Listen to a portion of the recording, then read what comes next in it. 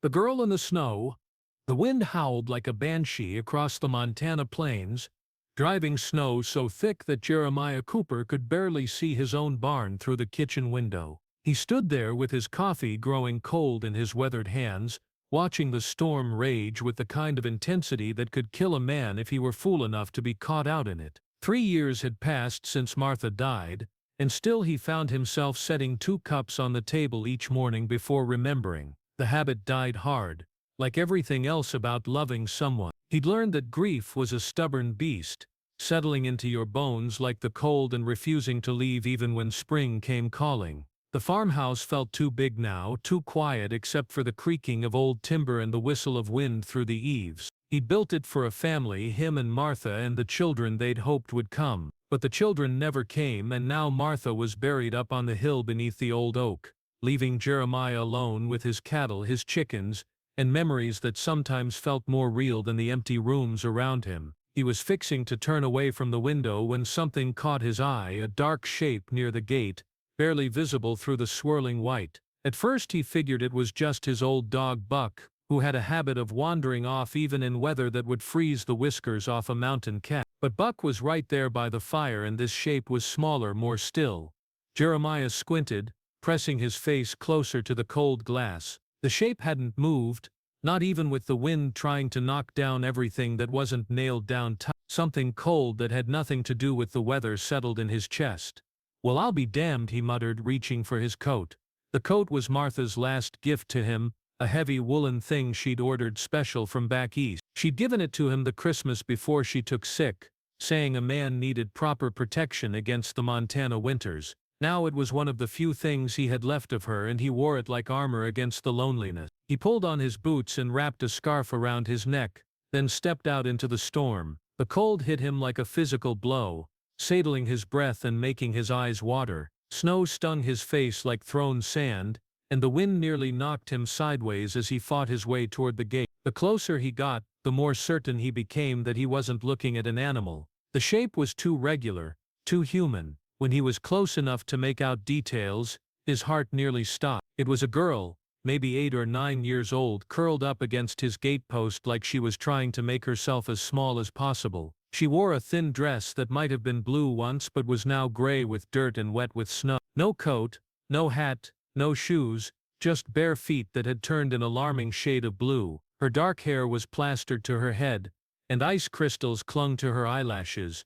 "Sweet Jesus," Jeremiah breathed, dropping to his knees beside her. She was unconscious but still breathing, her small chest rising and falling in shallow, rapid movements. Her skin was white as the snow around her, and when he touched her cheek it felt like touching marble. She'd been out here long enough to be well on her way to freezing to death. Without hesitation, Jeremiah shrugged out of his coat and wrapped it around her small form. The wool swallowed her up, making her look even tinier than she already was. He gathered her into his arms, surprised by how light she felt, like a bird with hollow bone. "Come on, little one," he whispered, his voice barely audible over the wind. "Let's get you inside." The trip back to the house felt like it took forever, with the wind fighting him every step of the way and the girl a dead weight in his arms. But finally he managed to kick open the front door and stumble inside, Buck barking and dancing around his feet in excitement.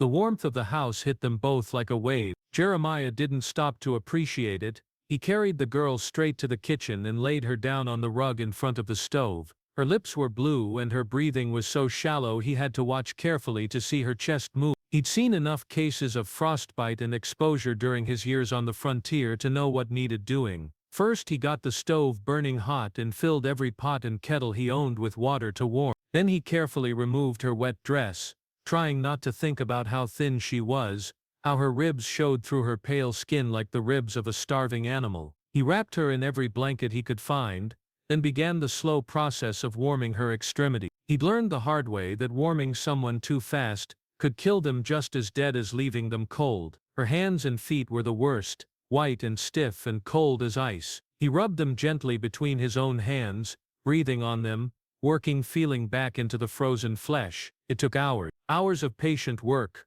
of warming and checking and warming some more. He spooned warm broth between her blue lips, just a few drops at a time, and was relieved when she swallowed reflexively. Slowly, gradually, color began to return to her. Her breathing deepened, and some of the terrible stiffness left her limbs. As the afternoon wore on and the storm continued to rage outside, Jeremiah found himself studying the girl's face. She was pretty in the way children were pretty, all soft curves and innocent, but there was something else there too, something that spoke of hardship beyond her years. Her clothes, what little there had been of them, were worn and patched. Her hair was tangled and dirty, and now that he looked closer, he could see old bruises fading to yellow on her arms. Who was she? Where had she come from? The nearest neighbor was 5 miles away, and the town was a good day's ride even in good weather. No child could have walked that far in this storm and lived to tell about it. As if his thoughts had summoned her back to consciousness, the girl's eyes fluttered open. They were the deepest brown he'd ever seen, like coffee or rich earth after rain. For a moment she just stared at him, her gaze moving from his face to the warm kitchen around them. "Where?" she began, then stopped, her voice barely a whisper. "You're safe," Jeremiah said quietly, not wanting to startle her. "You're in my house. I found you by my gate, near frozen to death." She tried to sit up, but he gently pressed her back down. "Easy now. You've been through quite an ordeal. Just rest." "I have to go," she said, and there was panic in her voice now. "He'll be looking for me. He'll be angry. Who'll be looking for you?" But she just shook her head and tried again to sit up. This time she managed it, though she swayed dangerously and had to catch herself with one small hand against the floor. "What's your name, child?" Jeremiah asked. "Sarah," she whispered. "Sarah Mitchell." The name didn't mean anything to him, but that wasn't surprising. People came and went on the frontier like tumbleweeds, and he didn't make it to town often enough to keep track of all the new faces. "Well, Sarah Mitchell, I'm Jeremiah Cooper, and you're welcome to stay here as long as you need to. That storm's not letting up anytime soon, and even if it was, you're in no condition to be going anywhere." Fear flickered across her face. "You don't understand. He'll come looking. He always finds me." "Who will?" "Your father." Sarah laughed, but there was no humor in it, a bitter sound that no child should know how to make. "He ain't my father. He owns me, I guess. Says he bought me fair and square from the orphanage back in Denver." Jeremiah felt something cold and hard settle in his stomach. He'd heard stories, rumors of children being sold like livestock to men who needed cheap labor or worse. He'd always hoped they were just stories, but looking at this thin, frightened girl, he was beginning to understand they might be more truth than tale. "What's this man's name?" he asked carefully. "Silas Crenshaw. He's got a place about. She frowned, trying to think. "I walked all day yesterday and all night.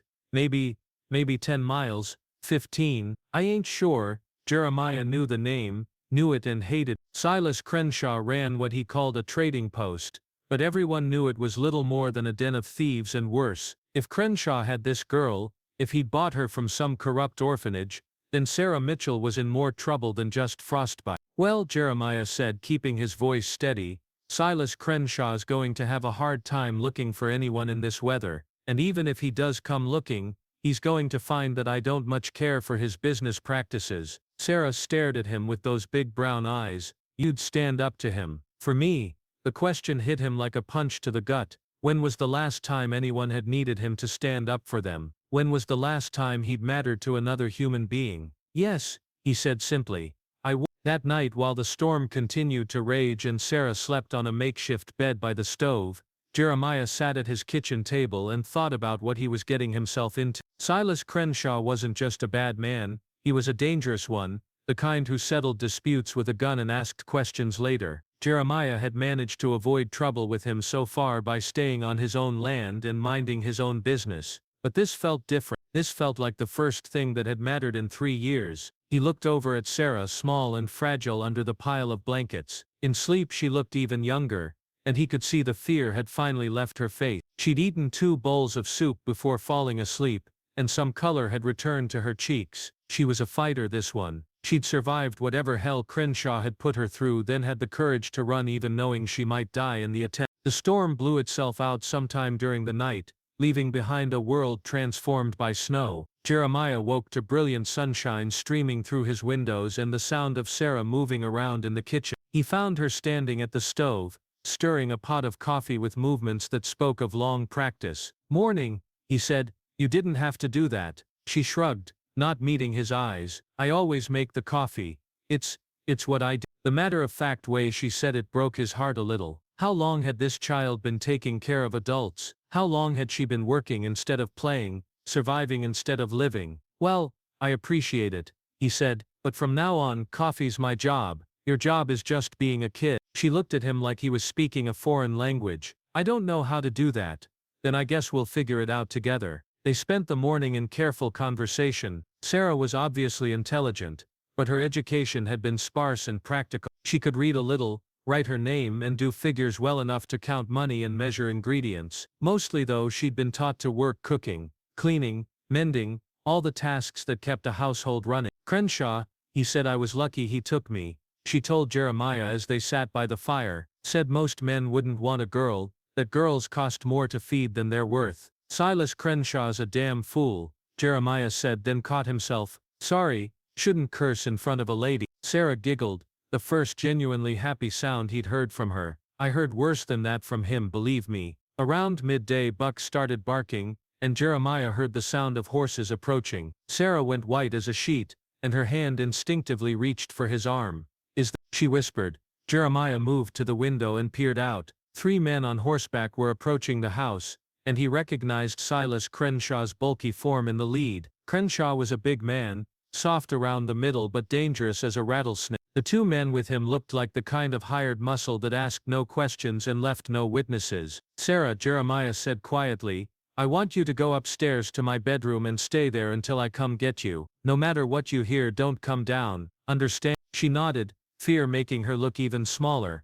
What are you going to do? I'm going to have a conversation with Mr. Crenshaw about his business practices. After she disappeared upstairs, Jeremiah checked his rifle, made sure it was loaded, and stepped out onto the porch. The 3 men had stopped about 20 feet from the house, close enough to talk but far enough away to avoid any sudden moves. Crenshaw, Jeremiah said, keeping his voice level. What brings you to my land? Lost property, Crenshaw replied, his voice carrying the easy confidence of a man used to getting his way. Got a girl that belongs to me, ran off during the storm. Tracked her this far before the snow covered the trail. Don't know anything about any girl. Crenshaw smiled, but there was no warmth in it. Now, Jeremiah, let's not play games. I know she's here, saw smoke from your chimney yesterday, and there ain't nowhere else she could have made it in that storm. I'm prepared to be reasonable about this. Just send her out, and we'll be on our way. And if I don't, the smile disappeared, then we'll have a problem. That girl's legally mine, bought and paid for. I got papers to prove it. You're harboring stolen property, and that's a hanging offense in some parts. Jeremiah felt anger rising in his chest, hot and clean. Papers that say you own a child? Where I come from, we call that slavery, and we fought a war to end it. This ain't slavery, Crenshaw spat. This is legal guardianship. I provide for that girl, give her food and shelter and purpose. In return she works. It's a fair arrangement. Jeremiah stepped down from the porch, his rifle held casually but ready. Fair would be letting her be a child. Fair would be sending her to school, letting her play, giving her a chance at a real life. What you're doing is making a slave out of an orphan. One of Crenshaw's men shifted in his saddle, his hand moving toward his gun. Jeremiah caught the movement, and shifted his own grip on the rifle. Easy, boys, Crenshaw said, but his eyes never left Jeremiah's face. Cooper, you're a reasonable man. You know how things work out here. Law's what we make it, and right now I got legal claim to that girl. You interfere with that, and there'll be consequences. Maybe so, Jeremiah said, but here's the thing, Crenshaw. That girl came to my door half dead from cold and fear. She's under my protection now, and I don't give a damn about your papers or your threats. You want her, you'll have to go through me to get her. The silence stretched between them like a drawn bowstring. Jeremiah could feel the weight of the moment, the choice that would define everything that came after. He thought about Martha, about the children they'd never had, about the emptiness that had filled his life for 3 years. Then he thought about Sarah upstairs, frightened and small but brave enough to run into a blizzard, rather than stay with the man who claimed to own her. Your choice, Cooper, Crenshaw said finally, but this ain't over. That girl belongs to me, and I'll be back for her. Maybe next time I'll bring the sheriff, make this all legal and proper. Sheriff's welcome any time, Jeremiah replied. Course he might be interested to hear about how you came by that girl in the first place. Might want to see those papers you're so proud of. Crenshaw's face darkened, but he jerked his horse's head around and spurred it into motion. His men followed, and soon they were just dust on the horizon. Jeremiah stood there for a long time, watching them disappear. He'd crossed a line today, one he couldn't uncross. Crenshaw would be back, and next time he might not be content with just talking, but as he thought about Sarah's frightened eyes and thin shoulders, Jeremiah found he didn't care. He went back inside and called up the stairs. "Sarah, you can come down now." She appeared at the top of the stairs like a ghost, her face pale and worried. "Is he gone?" "For now, but he'll be back." It wasn't a question, and Jeremiah didn't insult her intelligence by pretending otherwise. "Probably, but when he does he'll find that nothing's changed. You're under my protection now and that's not going to change." Sarah came down the stairs slowly, studying his face. "Why?" she asked finally. "Why would you risk yourself for someone like me?" The question caught him off guard. How could he explain that she'd given him something he hadn't realized he'd lost? A purpose beyond just surviving each day. How could he tell her that protecting her felt like the first important thing he'd done since Martha died? "Because everyone deserves better than what Crenshaw was giving you," he said finally, "and because maybe we both need someone to care about." That evening, as they sat by the fire and Sarah tried to teach Buck to shake hands, Jeremiah made a decision. Tomorrow he'd ride into town and talk to the sheriff, the preacher, the judge, anyone who might help make Sarah's freedom legal and permanent. Crenshaw might have papers, but Jeremiah had something more powerful, the truth and the determination to see it through. "Mr. Cooper." Sarah's voice was small in the firelight. "Just Jeremiah, child. No need for formality." "Jeremiah, then, what happens if the law says I have to go back?" Jeremiah looked at her, this brave little girl who'd walked into a blizzard rather than accept a life of servitude. He thought about the empty rooms upstairs, about the dreams he and Martha had shared of children's laughter filling this house. He thought about the cold years ahead, and the warmth this child had already brought to his life.